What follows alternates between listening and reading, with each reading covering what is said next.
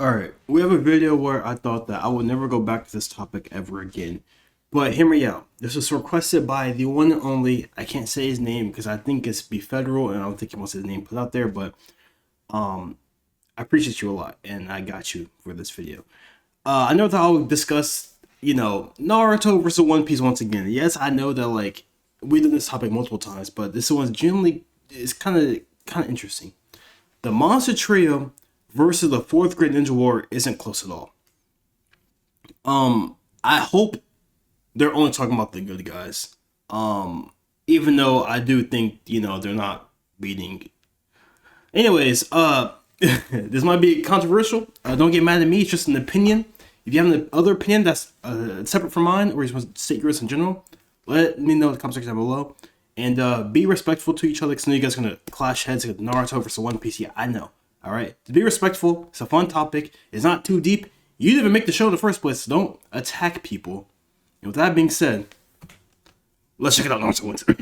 First, the big three. The two manga are compared in many different aspects, and one of the main arguments between each fandom is which verse is objectively stronger. Now, it's no secret that Boruto era Naruto is far above One Piece in terms of scaling due to their many feats that take place so he has a brain. But okay, wait. Okay, off rip. I'm not trying to be toxic, but when you get to the Boruto era, it's literally not close. Yeah, it can be close during Shippuden and where One Piece is at right now. But in Boruto, that's a whole different, bro. That's a whole different thing. Near the end of Naruto is where it's more comparable, which allows me to create this video. And as you know, the video is Luffy, Zoro, and Sanji versus the fourth grade Ninja War. But before I get into all those juicy details, yeah, you see that? Is that yeah? That's you telling me. Okay, wait. Okay, first of all, I agree. Subscribe to me as well. My stats look just like this. So if you're new to the channel, make sure to subscribe, like the video, and let's keep it going. Me that 85% of you guys haven't subscribed, so I have a proposal for you guys. If you make it to the end of the video and you enjoy it, leave a like and subscribe. Or I'll be outside your house. Lock your windows. I'm being genuinely serious. No, I'm playing. Alright, that's enough of my little ranting. Let's get straight into the video. What? What's he talking about? Now with this video, I'll start by scaling the Monster Trio and then put them against the Naruto verse. And don't worry, I'll be giving a general scale to all the Naruto characters when I get there. So with that being said, let's get into the Monster Trio's AP. Now for the Trio's AP, you could get them to around continental levels of AP, and that's more swaying towards Luffy, but Zoro and Sanji do have an argument for it. The reason I say this is because characters like Kuzan, who Luffy definitely scales to, was able to make a continent of ice with... Okay, that doesn't... Yo, some scaling literally makes no sense. Just because he froze the ice, he froze the ocean, does not mean... That's not even AP, that's just a hacks. That doesn't make sense. This is a hacks feat. This is not a strength feat. AP. No, that doesn't even make sense. This is all hacks. What the hell? And characters like Don Chinjiao, who is far weaker than Luffy, is able to split a whole ice continent in half with just one attack. Now the reason you can say that Zoro and Sanji scale to it is because Don Sai, a character that's weaker than them, is somebody who has inherited that sort of style, and he can do that, as Don Chinjiao states. So you can say that Zoro and Sanji could replicate that. But if you don't want to take that, there are obviously other routes we can get to them being. I'm not taking that shit, bro. I'm being for real. That doesn't even make sense. That's just the range of it, okay? That's being biased, I'm being honest. I call myself being biased. But just because they could do something does not mean that that person could do something. You know what I mean? That sort of level of AP. Now we have Enel. Enel is somebody who is a pre-time skip villain that Zoro and Sanji both take attacks from, and he's able to destroy countries with ease. Many characters in One Piece are able to do islands. Also, I have to do better at is not trying to argue with the people that made the series.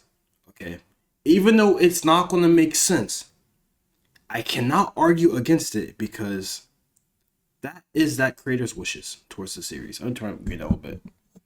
If they want characters to be continental or planetary, I'll have a say in it. That's just pure facts. For example, Enel was said to move at the speed of light. In which I was like, brother, he's using lightning. It's inconsistent. It doesn't even make sense. But if that's what Oda says, that's what goes. So with that being said, Sky PL Luffy is light speed. if he's dodging light speed attacks, which yes, it is light speed because Oda said. If you disagree with Oda, you're just blatantly biased. So, yeah, if it's light speed, then it's light speed. So he was light speed and Skypiea. So, yeah, that's crazy. Country level feats pretty easily, and people don't really pay attention. Even though I don't agree with it, it's still a fact. You know, he's light speed. To it, like, there's a feat I'm going to bring up now, and that's by Kobe that a lot of people just gloss over. Now, as you can see, Thriller Bark is a full-on island. It is stated to be an island and it's shown to be an island. And we then see Kobe later smash away Pizarro's hand. Now, the reason I say that's very important is because Hachinosu dwarfed Thriller Bark and Kobe was able to do this. So, as you can tell, this, like, these sort of, like, island plus to country to even probably higher feats in One Piece are very, very consistent. And the reason I bring up Kobe here is because we know Luffy 100% scales above him right now. We know Zoro does, and you can say Sanji definitely scales above him as well. 100%. So this is a feat that we can obviously use to then upscale them. Especially with Luffy being able to create island-sized fists with ease, then yeah, the One Piece scaling does get pretty insane. Now, there's one feat I've left out, and that's Luffy. No, what else is massive? Being able to obviously destroy Dressrosa, and it's stated to be a country, so Zoro and Sanji definitely scale above that gear for Luffy, so you know they obviously are country level. So to wrap up AP, Zoro and Sanji at the bare minimum are country level. You can even get them to large country to continental, and Luffy is most definitely continental level. Next up is speed, and speed is something that One Piece characters do strive in. In pre-time skip, Zoro has shown the ability to dodge. It's odd because it can be like inconsistent at times, in which I'm like, that just debunked the whole thing, which I don't really like fully understand it like that because I'm not in the One Piece trenches as some of you guys are when it comes to scaling and stuff. So I don't really know about their what you guys use, like their metas and stuff, but it can get a little wonky. And sometimes I'm like, wait, okay, that's just a reach at that point. But you know, sometimes you just gotta let things slide. And then again, people do like have different skills and stuff for the fun of it. Also, I realized when I was debating this one guy, his name was Noxus. Shout out Noxus. I hope you return. And I was like, that doesn't even make sense. But that's like the way that he's trying to like scale the character, just for like the fun of it. Like they're not being serious saying that Luffy has infinite speed or he's boundless or whatever. It's just like they have like some type of evidence and like, hey, can you defend against that? Can you argue against that? Just like for the fun of it, like I said. So I think that's like the cool part. You know what I mean? A barrage of light-based attacks, and then in post-time skip, the three of them literally show you that light is not an issue for them. Sanji in his base is able to outspeed light that's already moving. We then obviously, as I said before, Zoro being able to react to a barrage of light-based attacks from back in pre-time skip, and then Luffy is literally able to see the future while being faster than both of them. To put into perspective of how fast Luffy is able to catch somebody that is literally made out of light mid-travel. Spoilers, bro! Are we being dead huzz or... I'm sorry, I'm breaking right there. Are we being for right now?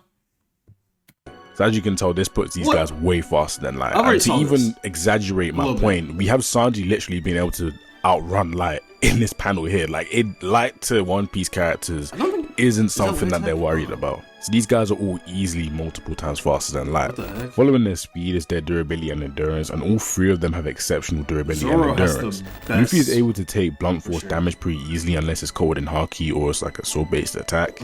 Along with him being immune to lightning and pretty resistant to fire, so the only type of attacks that will do some sort of effects to him are like slashes or sword-based attacks, or obviously magma and water. While Zoro, ironically enough, that his voice actor is Piccolo for dub, so you know. And also, we're about to hit the full episodes next for Zoro and Sanji, like their final fights. So it'll be Diablo, I think, Diablo, Sanji, and then this Zoro versus King coming out very soon in the stream. If you don't tune into a stream, we're watching it this weekend. So you want to tune in, it'll be over here this weekend. We watch, I think, like about 10 to 20 episodes a day for tomorrow and day after, which today is Friday, right? Yeah, so Saturday and Sunday. There'll be long streams those 2 days, so tune in tomorrow. I'll be starting around 11 a.m. All right, so if you want to watch that, and if you missed the stream, I post the stream for free in my Patreon. My Patreon's down below in the description. Those will be uploaded in there free. You don't have to make an account, I don't think. but it's entirely free. And on top of that, if you don't watch on Patreon, it'll be on YouTube like a day or two afterwards because I'm kind of lazy. I procrastinate a lot. As you guys can talk about my upload schedule. So those will be there. And I don't really do heavy edits. I don't put like blurs. I don't cut like all the boring stuff out. And yes, I do not get paid from these videos. So it's all for you guys. So let's continue. Zoro is a regular human. It takes a certain level of attack potency to really damage him, and aside from that, Zoro's endurance is very great, and he can take a great deal of punishment before going down. Put into perspective, while 30 of his bones were broken and he was basically unguarded, Zoro was able to take a Kaido attack face on. And as we know, Kaido was comparable to Luffy, so you know how tough that makes Zoro. Lastly is Sanji, and Sanji is extremely robust. From surviving crushing attacks that cracks every bone in his body, from taking durability in the game, punches, Sanji is really impressive. Holy spoiler! Yo, Jinbei, why you throwing hands with Sanji? You know what? I never liked a fishman like you anyways. Department. Now here I could really go into depth on Sanji's durability and endurance sort of hacks, but I want to go over that later when I get to the hack section. So I'm now going to segue into Battle IQ. So to pair with their amazing stats, Zoro, Sanji and Luffy really do have really good battle IQ. They do. All three of them have shown the ability to adapt on the fly and grow and figure out things throughout fights. But just a few instances of where their battle IQ really came into play is when Luffy learned advanced conquest Haki on the fly, when Sanji was able to work out Bon Clay's power only after seeing him use it a few times. Also, for example, some people might be like, "Look, you already saw that." First of all, no, I didn't. And then two, a lot of things that I've seen, I don't remember. Yes, I'm slightly dumb. I'm aware. But it's been years since I've seen this stuff. So, well, I think that came out last year. It's still been a long time, so I don't really remember. So yeah, I don't want to. I think I do regret explaining myself a little bit back in 2023, 2022. I messed up, bro. But it's okay. And then with Zoro, it's him being able to unlock advanced conquest Haki while dealing with King and endless problems. All three of these guys have really good battle IQ and learn things on the fly. Lastly is hacks, and this is where the three of them really do become a bit absurd. To start with, Luffy has his devil fruit, which allows him to basically become a rubber man. This makes him immune to lightning based attacks and obviously take fire damage really well. Through his devil fruit, he's able to stretch his limbs, balloon up his limbs, and then with his awakening, he's able to affect his surroundings, and on top of that, do basically anything he sort of wants to do. Now, I'm not going to sit here and say that he has like these crazy ass Looney Tunes abilities where he can like reality warp, but he can do some. Dude, I didn't know that SpongeBob was like that. I was like, SpongeBob, he was literally holding the thread of reality on his shoulder like a rope. I was like, huh? And then Patrick was standing right next to him just like, okay. I was like, yo, I didn't know they were like that. Like, it's crazy. Level things that can throw off people in fights. With his Haki, Luffy is able to do internal damage and can do damage without even touching you, and finally he can then knock out people with his sheer willpower. Oh, and along with that, he has basic observation Haki, but on top of that, he then has future sight, which allows him to see the future. And with this battle taking place where a lot of people are going to be around, Luffy having these certain abilities are really going to help out his squad. Next is Zoro, and although he doesn't have many hacks like Luffy or Sanji, he does obviously have observation Haki, armament Haki, conqueror's Haki where he can knock people out, and he also can just cut through fire like butter. Zoro does have Ashura as well, but Ashura only increases his attack potency and probably speed and overall just capabilities. Zoro out of the three of them does have the least amount of crazy hacks, but that isn't anything to really scoff at. Finally, we have Sanji, and Sanji's hacks are very good and his bag is pretty deep here, so let's get into it. To start, Sanji's exoskeleton gives him the ability to tank high level attacks without being phased. Along with it, he can regenerate and overall obviously increase his regeneration? I don't remember them saying anything about regeneration. I mean, it would make sense, but I don't remember that. Stats. Sanji's regeneration isn't completely busted. Like, it's not Marco level or for the Naruto guy Tsunade level, but it's still enough to basically pop all of his bones back into place. And obviously that's due to his exoskeleton being weird, and he's obviously able to walk around with all of his bones and his body being broken. Sanji's skin is extremely robust, and along with his endurance, they do pair up really well. But obviously, I want to segue into his fire resistance, which allows me to go into his Diable Jambe and his Ifrit Jambe. There is Diable Jambe and Ifrit Jambe. He speeds himself up drastically, allowing him to hit harder, and due to that, when he hits you, he can melt your bones or just grow you. And obviously, due to his fire resistance, regular flames don't really phase Sanji, as he's able to tank that on his leg and endure it very easily. The only type of flames that can really hurt Sanji are like black flames or flames that are above blue, since he's able to tank blue as well. So with that being said, Sanji's hacks are really good, and they'll be helpful for this battle. Oh, with Sanji down, that's the end of the Monster Trio scaling, so you know what I mean. But I'm gonna stop you right here. Before we get into it, there are two weaknesses, or a few weaknesses, that we do need to go over with the Monster Trio. Now, Luffy is weak to water-based attacks, but splashes of water aren't gonna damage him. It needs to be like a proper attack for it to. Except for Luffy to be affected by it, he has to be like completely submerged. You know? Completely submerged. To do some harm. And Sanji can't fight women, which means people like Tsunade and Sakura will be let off the hook. But mainly the only one here without any true weaknesses is Zoro. So yeah, Zoro is going to be the guy holding up with the no weaknesses. But that's it for the scaling. Let's get into the battle and see who really wins. Alright, wait. We need to establish rules real quick. Now, in the 4th grade Ninja War, there's only really one person that runs a whole gauntlet, and that is Madara. I know there's Obito, but Obito doesn't really get to the end, and I want to put Zoro, Sanji, and Luffy up against the end, so... What variants is he using? Is he using, like, early war, or, like, final versions? Like, I don't know what he means. Yeah, we're putting them in Madara's shoes. Now, I know gauntlet settings are usually like, oh, we put them in, and then let the verse just fight them.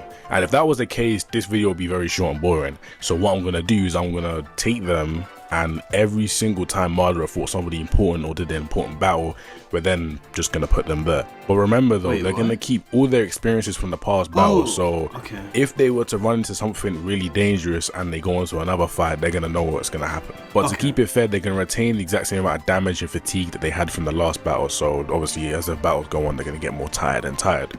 Alright, so he's going to equalize everything. Okay.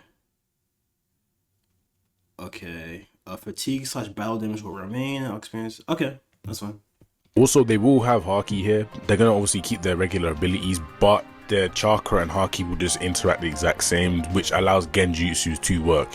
And if any Hyuga clan member was able to hit them in their chakra points, or I say Haki points here, then yeah, they'll be able to try it down. But that's about it for the rules. Let's actually get into the video now. Alright, so first up on the list is the Shinobi Alliance, and they're all getting cooked. 1 gear 3 punch, and they're all out of there instantly.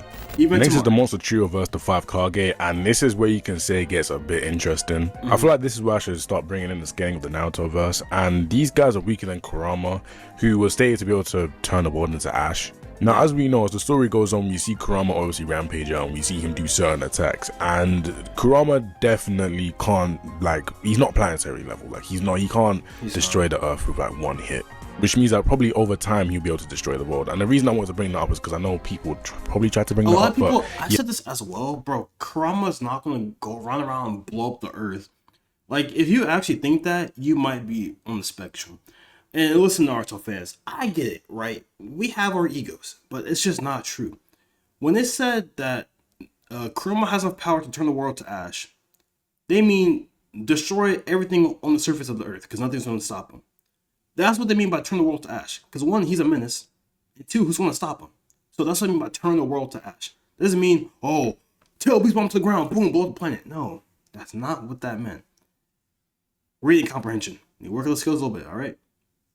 I'm just saying. Yeah, he isn't planetary, I'm sorry. Now for these guys scaling, I'm going to use Sakura, who later on in the war, though she's stated, or she's not stated, but she's kind of inferred to be stronger than Tsunade at that point in time. She does do like a large mountain level feat, so these guys will be around large mountain level in terms of AP. Now I could really sit here. I say one thing as well. I feel like because I want to say there's so many like more broken characters being like in the spotlight, people don't understand that being mountain level is also really powerful. Like, mountain level? You know how big a mountain is? Like, let's be serious. That's not a joke of a feat. That's really strong still, so don't get that misconstrued. We're going to go into their hacks and stuff and talk about how they could affect all people talk about now is country, continental, and planetary, and star and up. Don't get twisted with mountain level. but I don't think they're gonna be even touching them because they are nowhere near as fast as him. The reason I say this is because A is relative to Light and he's obviously the fastest one there, and yeah, One Piece characters look at Light and start laughing. To say the least, these guys get packed up by a few moves from the Monster Trio and they move on to their next battle. Well, okay, it's just the particle style. But even then, if they have hockey, they can just block it, deflect it, hit somebody else. So it doesn't really matter. So the next fight is the trio versus Naruto, Kakashi, and Guy. Now out of the three of them, the only one they should really be looking out for is Kakashi, as his Kamui is an instant loss for them. But just like before, the speed discrepancy here is damn near like night and day. So they clear this battle very, very easily. And for the second time, we have the Monster Trio versus the whole Shinobi Alliance, but this time they have Naruto's chakra, and just like last time, it doesn't really go in their favor.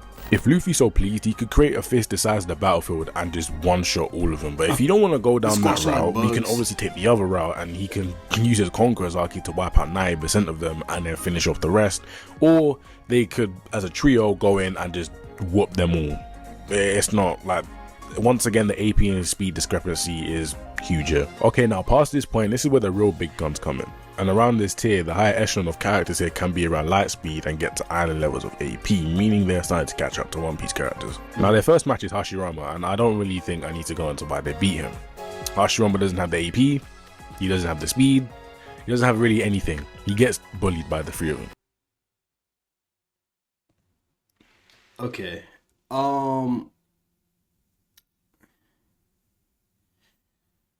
I wouldn't say bully. I think bully is a crazy wordage.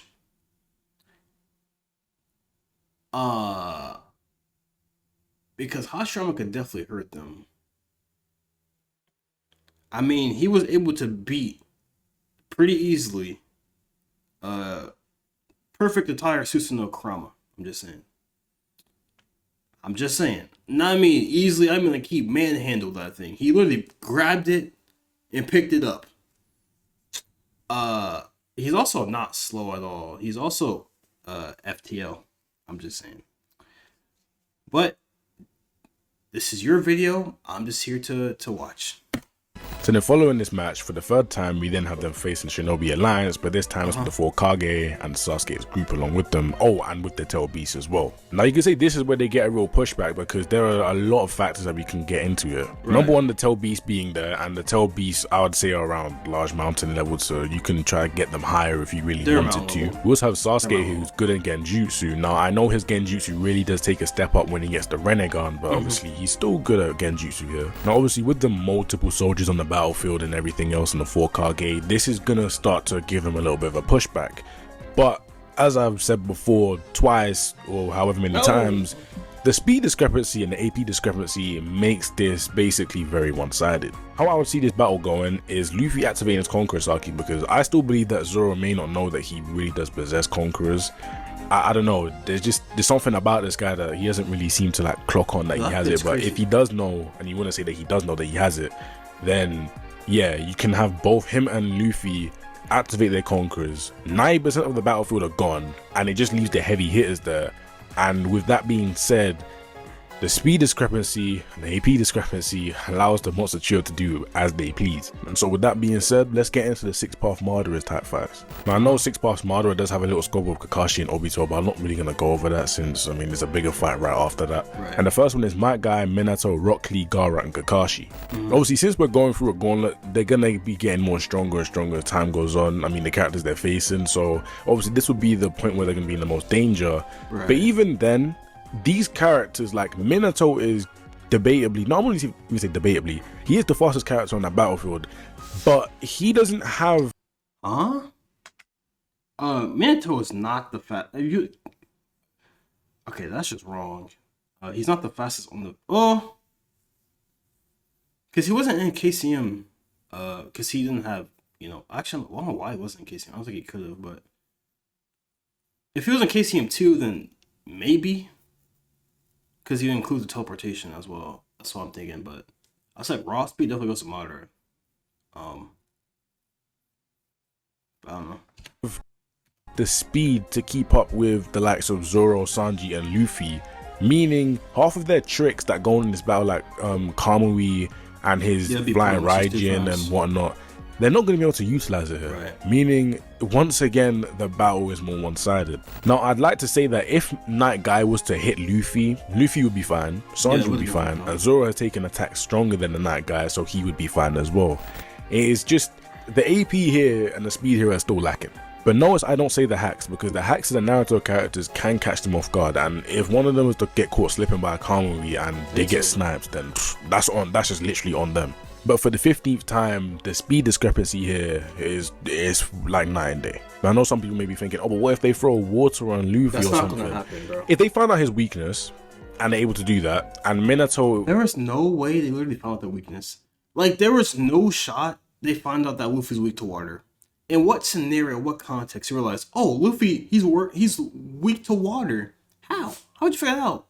Because he starts sweating? Like, there's literally no... By God's grace, is able to somehow do something with Luffy, even though he has future sight, and he's able to teleport Luffy into water, then yeah, Luffy's out of the fight.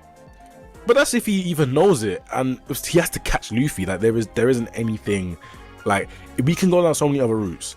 The only route to success is Kamui, and Luffy has future sight, meaning he will know if a Kamui is coming, meaning yeah, it's wraps. Plus, let's not forget about the observation haki as well.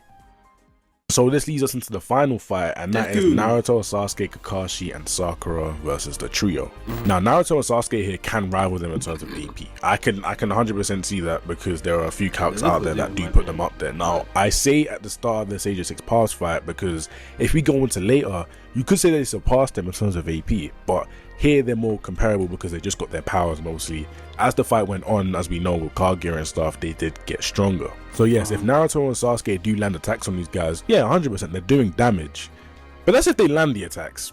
And obviously we do have Sasuke with his Genjutsu here, so if Sasuke is able to land his Genjutsu, then that is one of them out of the fight. But that's if he's able to land it, and I don't think he's going to be able to land it due to the speed discrepancy between the two verses. To put it in perspective, Chopper, who is one of the weakest Straw Hats, is able to dodge like point blank like Naruto was able to, and that Naruto feat is one of the more hyped up feats in Naruto in terms of speed. Are we like, it doesn't, the comparison between the two isn't close. Like, the speed of One Piece characters, you have Sanji being able to outrun Light. Like, as much as like, if this was like me not last year, but like 2 years ago, I would have been in denial. Where I'm like, bro, what? This is cap.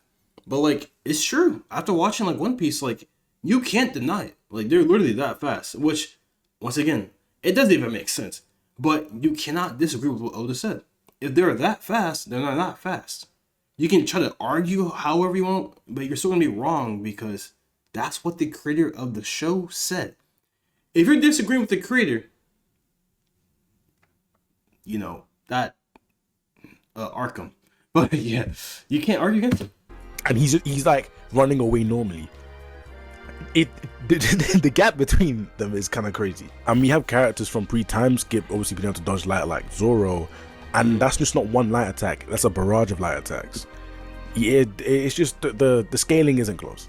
Right. And don't get me wrong, I am very privy to the fact that Naruto has higher scaling, but so does One Piece. And One Piece's higher scaling gets 10 times crazier. With the fact that we know that the One Piece world is like way bigger than the Naruto universe. This one thing I don't agree with necessarily is the size of the One Piece planet. Because people just pull numbers literally out their ass to make the planet much bigger than what it actually is. That's like my one thing I don't really necessarily agree with, because also it wasn't directly stated. Marco did say there's like 1 million islands, which doesn't mean there's literally 1 million islands. He could just be saying that as like there's a lot of islands out there. You know what I mean? That's just how I see it personally, in which, you know, I could be wrong. Who cares? But that's how I see it. So I do disagree with this. And Oda did not say himself that there was not many islands. I'm just saying. So that's why I can disagree with it and not be wrong. So yeah, I don't agree with this thing right here, me personally. But then again, there's like Naruto things like they say Kaguya's universal, or like things like that, which I don't agree with. Yeah, it's insane. But yeah. Oh wait, hold up. I just realized he forgot the fact that the Naruto characters are faster than what he originally did, because if you want to take this route, which is kind of scummy, but I use it all the time, is Ken Naruto being light speed because of Haku. Haku's mirrors and reflecting in the mirrors is light speed. Naruto's able to track her in the mirrors and then beat destroy her. I mean him in the process. So I'm just saying. And they have like something like 8 sons, not 8 sons, 8 moons. And it was stated multiple times that Haku moves through the mirrors at light speed. So hey, and then you can just upscale from there, So it's really just how you take in information. It what determines where you have these certain characters at. That's why debates shouldn't be taken seriously. People shouldn't get personal about it and things like that because it's just fiction, and it's not. When creators are making their shows and their series, they're not thinking about power scaling. They're not. They're thinking, oh, that seems cool at the moment, so they implement it. That's why it can be contradicted later on because it doesn't make sense. Because in the beginning they were just doing it for fun, but trying to make it more sense at the time. So it's bounces around everywhere. So, but that's just the fun of the thing. So, fun of the series. They weren't meant to be compared to other shows. So, it's kind of like if I was to really go into the in-depth scaling and everything, and I really wanted to use some of the data book things that we know from Naruto, with That's what I just said. God, I literally said that for no reason.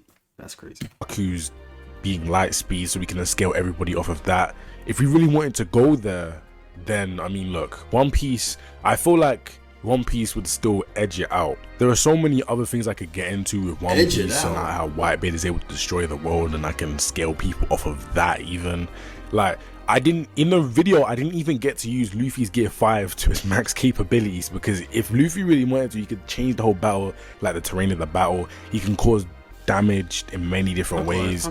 Yeah, the main discrepancy between the verses is speed, and if you really want to get into the upper echelons of their scaling, I do believe that One Piece's scaling does get kind of absurd, and I know people don't really want to admit it, so I'm not gonna sit here and try. I said it earlier, but dude, the scaling for speed in One Piece is actually bonkers because it wasn't intended for power scaling. That's why it's like that. Even though it hurts me to admit, don't get me wrong, it's like a knife to the chest. Hurts to admit, but it's true. So. I baptize you guys in it. I'm just gonna give you the scaling that you can see and the scaling that we can all agree on. Exact same with Naruto's, and then obviously we see who the winner is. But if we really want to get in depth, then yeah, I can't the upper echelon of One Piece kind of just beat him. But hey, listen, do not get me wrong. Boruto era scaling is way absolutely above One Piece. bonkers. I'm not even trying to look at that direction. They are above One Piece. From time Naruto, if you want to put up against it doesn't even obviously make sense. Monster Tree I put in this video, from time Naruto's able to punch and he's splitting the moon in half and shit like that. We don't need to go there, okay? I'm good on all that. But yeah, that's off the rails, bro. And some people say oh, we don't like Naruto because it's not about ninjas no more. That's not what they mean. They mean, but they got too strong. That's what they mean. They mean it's not more. It's, I don't know how to word it. I will say that they've gotten so much stronger to where compared to Shippuden and OG Naruto, it's just all right, dude, what happened? That's what they mean probably by not about ninjas anymore. Because it was never about ninjas in the first place. It was about kids with superpowers. It's almost like Sky High. But yeah, so that shit is wild. Now they're fighting alien gods, and it's dude, y'all just had fought different nation because of diplomatic reasons. And they're fighting entities from space. It's just what the actual, that's about it. I hope you guys enjoyed the video because I enjoyed making it. The video was great. I think you did a great job with the video. Let me like the video. I think it was great, and you did a good job. No, I didn't disagree with much things besides the whole, make it the whole Hashirama thing because he's not father. But I feel compared to them, yeah, I could see that. But it made it sound like he was father. So I don't disagree with it. And yeah, we gotta see more of them in the comment. If you, I can't speak. I'm sorry. I'm tired. If you guys want to see more of this in the comment section, let me subscribe, like the video, If you want to see more videos like this, comment section down below. Wait. If you want to see more videos like this, let me know in the comment section down below. I'm Malik, and I catch you guys next time. Yeah, bro,